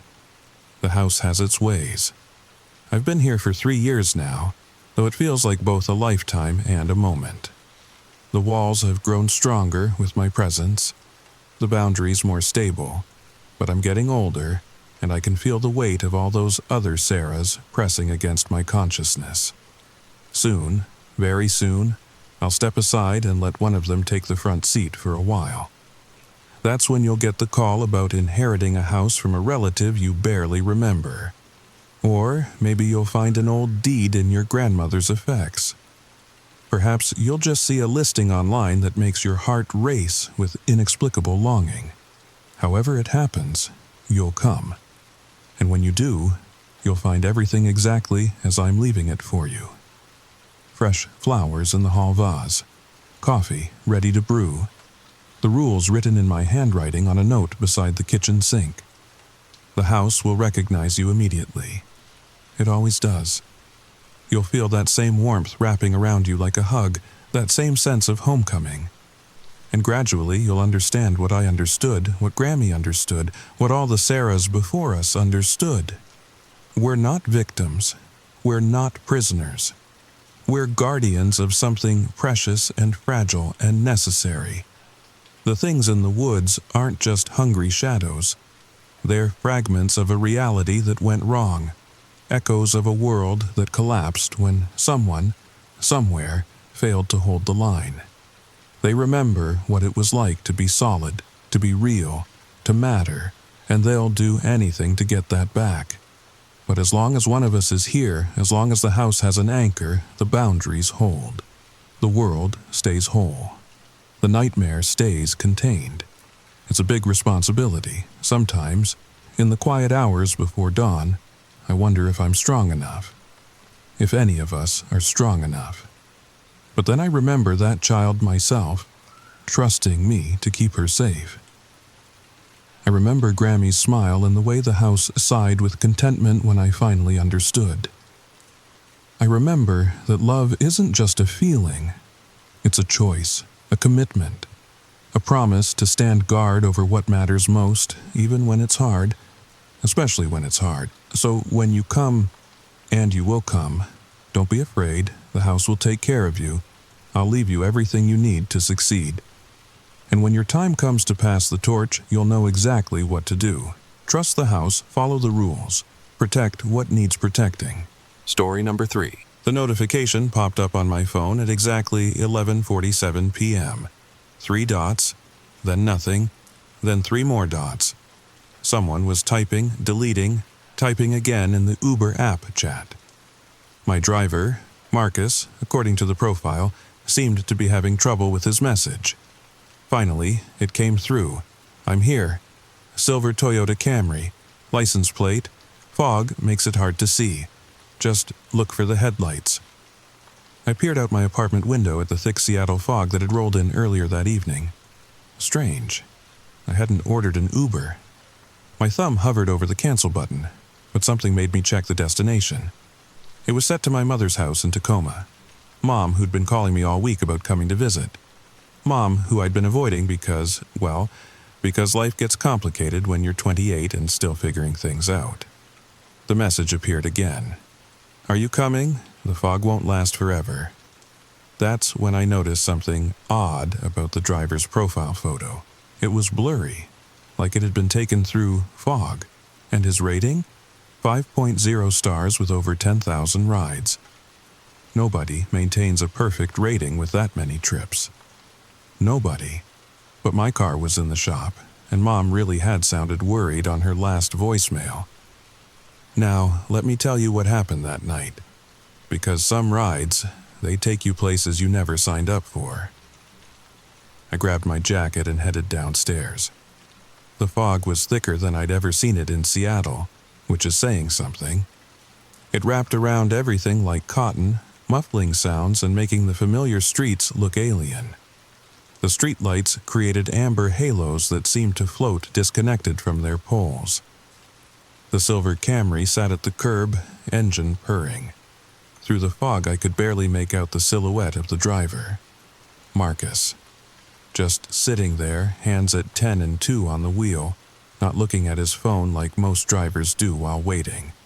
I opened the back door. The interior smelled like pine trees and rain, but there was something else underneath. Something metallic. Evening, Marcus said without turning around. His voice was soft, almost gentle. Headed to Tacoma tonight? Yeah, my mom's place. I buckled in, noticing how clean the car was. Impossibly clean. No crumbs in the seat cracks, no water bottle in the cup holder, no phone mount on the dashboard. Family's important, he said, pulling away from the curb, especially on nights like this. The fog seemed to part just enough for him to see the road, but closed in immediately behind us. I couldn't see anything through the rear window. It was like we were traveling through a tunnel of white. Crazy fog tonight, I said, trying to make conversation. It comes and goes. He adjusted the rearview mirror, and for just a second I thought I saw his eyes. They seemed clouded, like the fog outside had somehow gotten inside them. Some nights it's thicker than others. Some nights it has purpose. A chill ran down my spine. I reached for my phone to text someone, anyone, about my location, but the screen was black. Dead, which was impossible because I'd just used it to come downstairs. Phone trouble? Marcus asked, though I hadn't said anything. The fog does that sometimes, interferes with signals. Don't worry, we'll get you to your destination. We drove in silence for a few minutes. The city should have been bustling even at midnight, but the streets were empty. No other cars, no pedestrians, no lights in the windows we passed. Just fog and the gentle hum of the Camry's engine. How long have you been driving for Uber? I asked, desperate to fill the silence. Oh, hard to say. Time moves differently in the fog. Could be years, could be decades. I just drive when I'm needed. When you're needed? He nodded slowly. Some passengers. They need more than just a ride. They need to get somewhere important. Somewhere they've been avoiding. My mouth went dry. I'm just visiting my mom. Are you? He turned onto the I-5 south on-ramp. The freeway should have been packed even at this hour, but we were alone, traveling through that endless white tunnel. When's the last time you saw her? A few weeks ago. The lie came automatically. The sound was non-committal, but somehow I knew he knew I was lying. It had been 3 months. 3 months since the argument about my life choices, my career, my relationship that had just ended. She's worried about you, Marcus said. Mothers always know when something's wrong, even when their children won't talk to them. I pick up a lot of passengers. You learn to read people. The way they sit, the way they breathe, the way they avoid going where they need to go. I looked out the window, trying to see any landmarks, any signs we were actually on I-5. But there was only fog.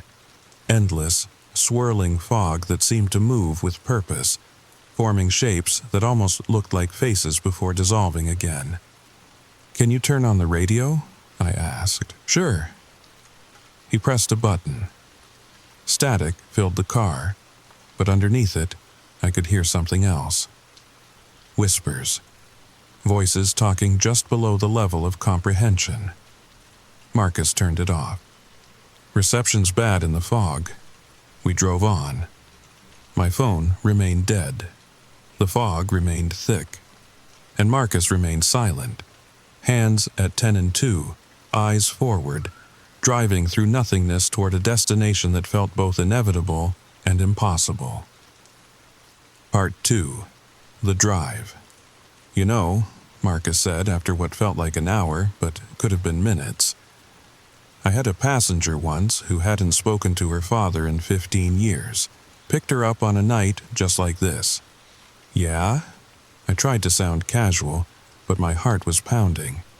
"She thought she was going to the airport, that's what the app said, but the fog, it took us somewhere else, to her childhood home. Her father was on the porch, waiting. He'd been waiting every night for 15 years. I swallowed hard. "That's quite a story." "Is it a story?" He glanced at me in the rearview mirror. His eyes were definitely wrong. They reflected the fog outside, swirling with white mist. Or is it what happens when we let too much time pass? When we let pride or fear keep us from the people who matter? The car suddenly felt smaller, the air thicker. I tried the door handle. Locked. "Child locks," Marcus explained calmly. "For safety. Can't have passengers jumping out in the fog. They'd get lost. And things that get lost in the fog, they don't always find their way back." "I want to get out." My voice cracked. "No, you don't. You want to get to your mother's house. You've wanted to for 3 months. Every night you think about calling her, about apologizing for what you said, about telling her she was right about Derek." I froze. I'd never mentioned Derek, never mentioned the argument. "How do you know about the fog knows everything you've been carrying? Every regret, every missed opportunity, every call you didn't make. It's heavy, isn't it? That weight. I can see it on you, like a second shadow." The car began to slow. Through the windshield I could see lights, warm, yellow lights cutting through the fog. A house, but not just any house. "That's not on the way to Tacoma," I whispered, recognizing the blue shutters, the garden gnomes my grandmother had collected. "That's my grandmother's house. She died 5 years ago." "Did she?" Marcus pulled into the driveway. "Or is she another person you've been meaning to visit?" The front door was open, spilling golden light onto the porch. And there, in her favorite rocking chair, sat a figure. The fog was too thick to make out details, but I knew that silhouette. I'd known it all my life. "This isn't real." My hands were shaking. "This can't be real." "Real is relative in the fog," Marcus said. "What matters is what you need to see, what you need to say. She's dead. I went to her funeral." "And what didn't you say at that funeral? What words got stuck in your throat while you stood at her graveside?" The figure in the rocking chair lifted a hand. waved, just like she used to when I'd visit after school, just like she had 1,000 times before I got too busy, too focused on my own life to make the drive to her house. I can't.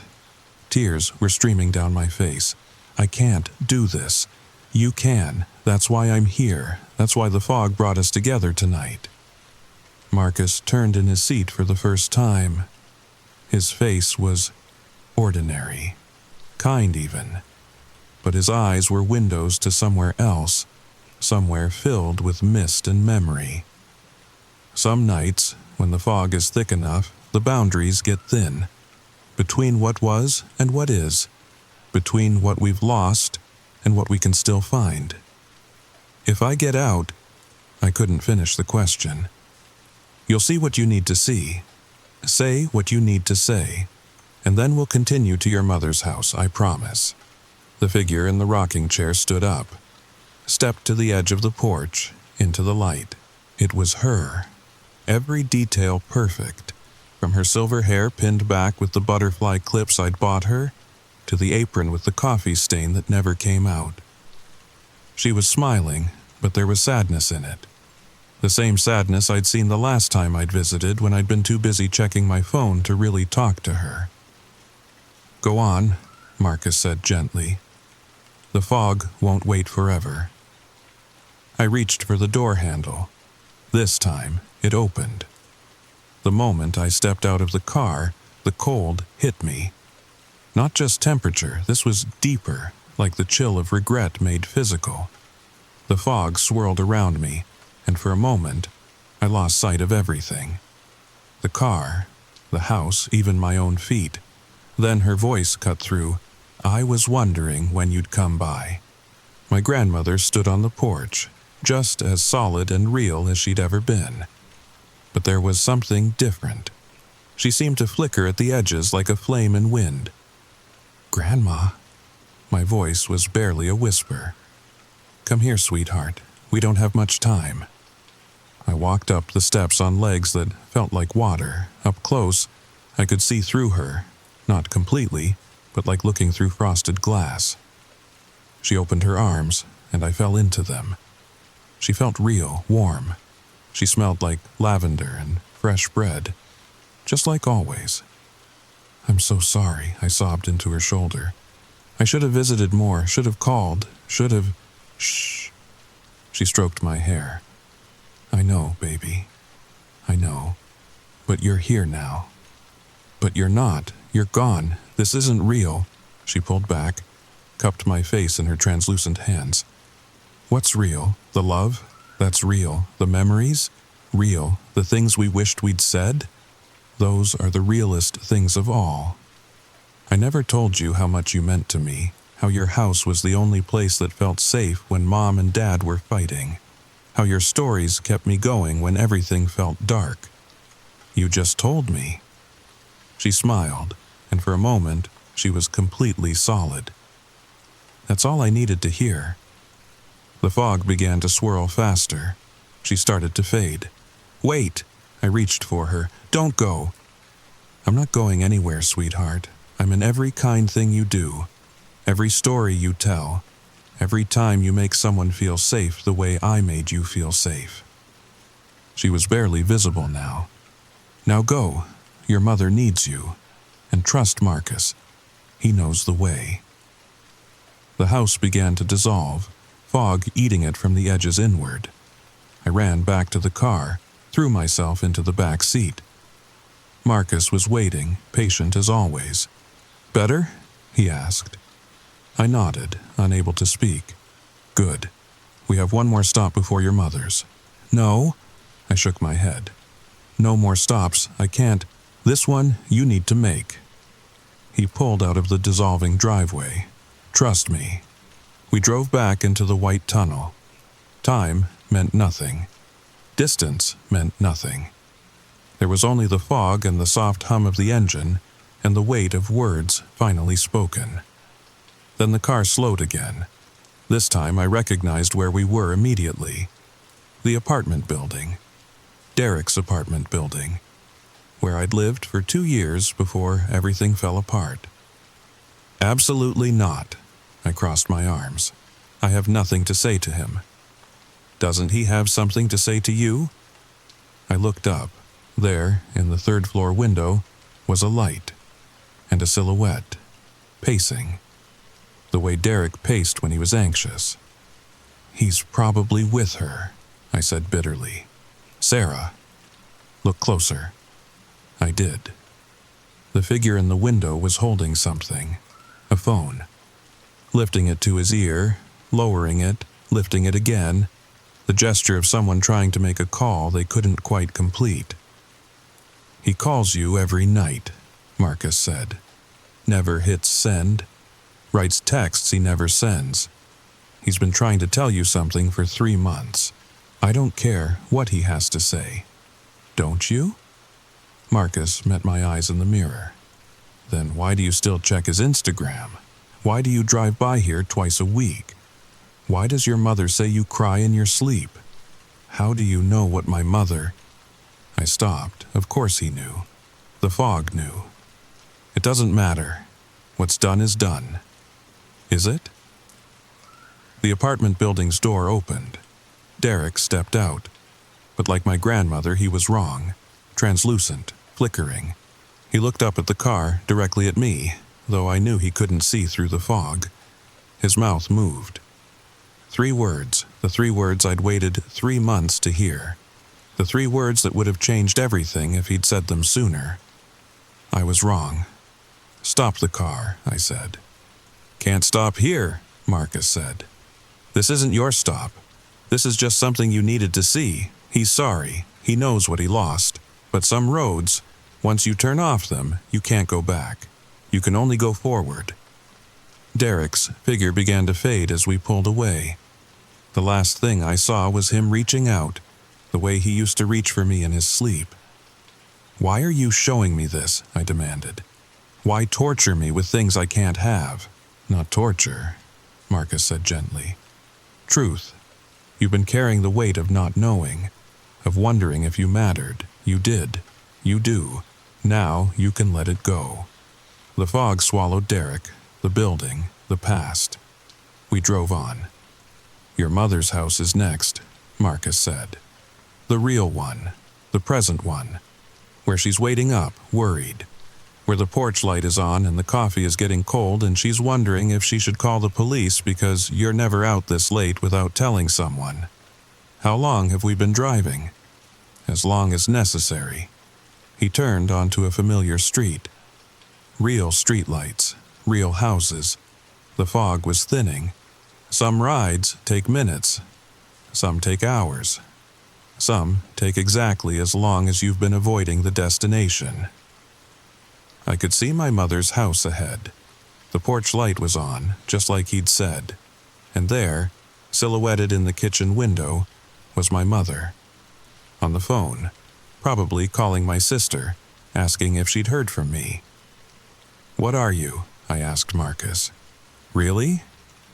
He smiled. I could see it in the rearview mirror. A driver, someone who helps people get where they need to go. The fog comes when someone's lost. Not lost on the roads, but lost in life. Lost in regret. Lost in the space between what was and what should be. And you just appear? When needed, and only for those ready to take the ride. He pulled into my mother's driveway. The meter on his dashboard had never moved, still showed $0. What do I owe you? Nothing. Everything. Make the visit count. Say the words you've been holding. Accept the love you've been refusing. That's payment enough. I reached for the door handle, then paused. Will I see you again? Do you need to? I thought about it. About my grandmother's words echoing in my heart. About Derek's apology finally heard. About my mother waiting inside with worried love. No, I said. I don't think I do. Then you won't. He turned to face me one last time. His eyes were normal now. Brown. Kind. Human. But on foggy nights when someone else is lost, when someone else needs to find their way, I'll be there. The fog always knows. I got out of the car. The moment my feet touched the driveway, my phone buzzed to life. Dozens of missed calls and texts. 3 hours had passed. 3 hours that felt like 3 minutes and 3 lifetimes all at once. I turned back, but the silver Camry was already fading into the wisps of remaining fog. The last thing I saw was the license plate. For just a moment, instead of letters and numbers, it showed words, "Find your way." Then nothing.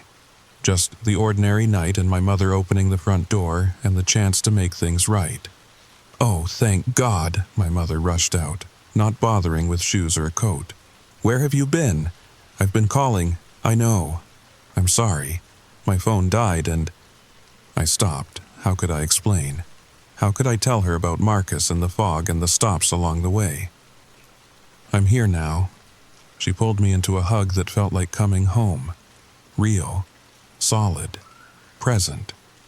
Not like the ghostly embraces in the fog, but something I could hold on to. "Come inside. You're freezing." She kept one arm around me as we walked to the door. I made coffee. Decaf, but I know you hate decaf. So I also have regular, but it's probably cold by now. And, Mom, I stopped, her nervous rambling. "I'm sorry." "For what?" "For everything. For the fight. For not calling. For being too proud to admit you were right about Derek. About my job, about all of it." Her eyes filled with tears. "Oh, honey, I'm sorry too. I pushed too hard. I just worry. I know. And I love you for it. Even when it drives me crazy." We went inside. The house smelled like cinnamon and coffee, and all the comfort I'd been denying myself for 3 months. She bustled around the kitchen, reheating coffee, pulling out the cookies she always kept in the tin on top of the fridge. The ones she pretended were for guests, but were really for me. "So," she said, settling across from me at the kitchen table, "tell me everything. Start with Derek." So I did. I told her about the breakup, about the loneliness, about the job I hated but was too scared to leave. I told her about the nights I'd driven to her street but couldn't make myself knock on the door. I told her everything except the Uber ride. That felt like something that belonged to the fog, not to the bright kitchen light. "And tonight?" she asked. "What made you finally come?" I thought about it. About Marcus and his knowing eyes. About the fog that knew exactly where to take me. I guess I just found my way. She reached across the table and squeezed my hand. "You always do eventually. That's what I love about you. You might take the long road, but you always find your way home." We talked until dawn. Really talked, the way we hadn't in years. By the time the sun came up, burning off the last wisps of fog, we'd bridged the gap that had grown between us. Found our way back to being mother and daughter instead of 2 adults circling each other warily. When I finally left that afternoon, after sleeping in my old room, after pancakes made the way only she could make them, after promises to call every week, I pulled out my phone to order an Uber. The app opened to my ride history. There at the top should have been my ride with Marcus. The 3-hour journey through fog and memory. It wasn't there. The last ride shown was from 2 weeks ago. A normal trip to the grocery store. 5 stars to Ahmed, who told me about his daughter's first day of kindergarten. I scrolled down, searching. Nothing. No record of Marcus. No silver Camry. No impossible journey to places that couldn't exist. But in my pocket, crumpled and real, was a receipt I hadn't noticed before. Not from Uber, just a simple piece of paper with elegant handwriting. Some rides don't show up in the history. Some drivers only exist when needed. Keep finding your way. M. I kept that receipt. Framed it actually, though everyone who sees it thinks it's just some quirky art piece. They don't know it's proof that on foggy nights, when you're lost in more ways than one, sometimes the universe sends exactly the driver you need. 6 months later, I was having dinner with my mother, our new weekly tradition, when she mentioned something strange. "You know Mrs. Patterson from down the street?" She told me the oddest story, said her son finally came to visit after 10 years of silence, showed up at 3 a.m. talking about some Uber driver and fog. She thinks he was drinking, but she shook her head. He seemed different, better, like he'd worked through something. My hand stilled on my coffee cup. Did she say what the driver's name was? Something common. Mark, Matthew, Marcus? That's it. How did you know? I smiled. Lucky guess. That night, driving home, I watched the fog roll in from the sound. Thick. White. Purposeful. Somewhere in that fog, Marcus was picking up another lost soul, taking them on a journey they didn't know they needed. I whispered a thank you to the fog and drove home through ordinary streets, no longer lost, no longer avoiding the places and people that mattered. But sometimes on particularly foggy nights, I still check the Uber app, not because I need a ride, just to see. And sometimes, just sometimes, I swear I can see a silver Toyota Camry in the available cars. 5 stars, 10,000 rides, driver name, Marcus, waiting for whoever needs him next. So, I have to ask, have you ever ordered a ride you didn't remember requesting? Have you ever arrived somewhere you needed to be, even though it wasn't where you thought you were going? Check your ride history, check carefully, because some drivers only appear when the fog is thick and you're lost in ways GPS can't fix. And if you've met Marcus, or someone like him, I'd love to hear about it in the comments below. Some stories are too strange to keep to ourselves. Some rides are meant to be shared. Don't forget to subscribe if you want to hear more true encounters from the fog. Next week, I'll tell you about the woman who only appears at rest stops at 3 a.m. and why you should never accept the coffee she offers. Sweet dreams and safe travels. Now, sleep. Or at least try to. It's quiet now, too quiet, but not empty. That feeling crawling up your spine, that weight pressing on your chest, that's not your imagination. You're not alone. There's something behind the curtain. You haven't looked, not because you forgot, but because you're afraid to know. You heard the whisper, software wet, wrong. Like breath dragged across broken glass. But you told yourself it was the wind, didn't you? That lie made you feel safe. Temporarily. Let me ask you, does the wind whisper your name? Does the wind tap lightly, again and again, from the same spot, behind the curtain, every night? Does the wind leave scratches on your window that weren't there this morning? Thin, sharp, like claws, like warnings. You don't remember opening the window. You never open the window. But it's unlocked now. You could check, you could stand up, you could walk over and pull the curtain back. But you won't, because you know. You know what's waiting, not because you've seen it, but because you felt it. In the quiet, in the dark. Every time you close your eyes, every time you wake up and your blanket is just slightly moved. Your door slightly cracked. You try to explain it. Your mind wants to explain it.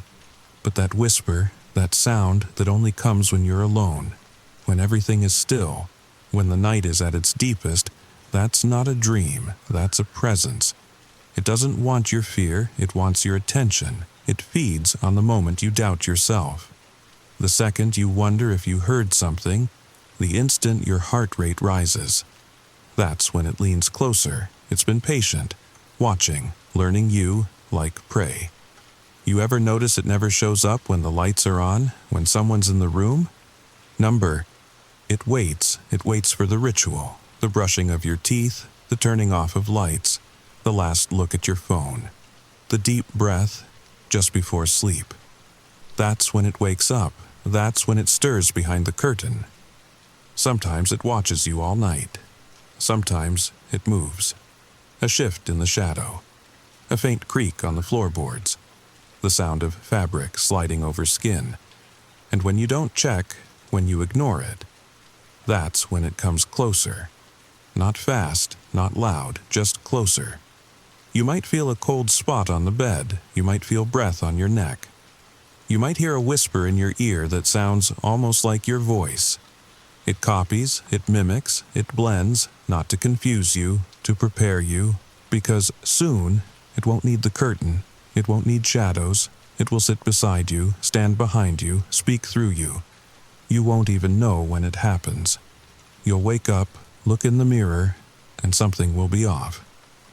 Your eyes won't blink quite right, your smile will linger too long. Your reflection will move just a little after you do. And the people around you? They'll say you seem different, not worse, just not you. But tonight you're still you, still in control, for now. You could still check, you could still confront it. Pull the curtain back, face it, but deep down, you've already made your choice. You won't. Because you'd rather lie still, let your eyes drift shut, and hope sleep comes quickly. And it will. But what you wake up as might not be the same. Now, if you've made it this far, congratulations. You're not just a viewer, you're part of something bigger. Something that watches with you, that sits beside you as you watch, as you listen, as you wait.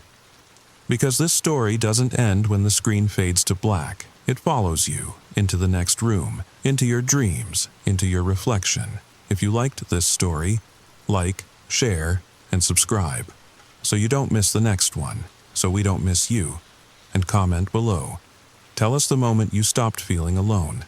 We're watching, we're listening, and we read everything. Now, go ahead, gain the courage to check the dark corners before you sleep. Turn off the lights, close your eyes, sleep well, if you can.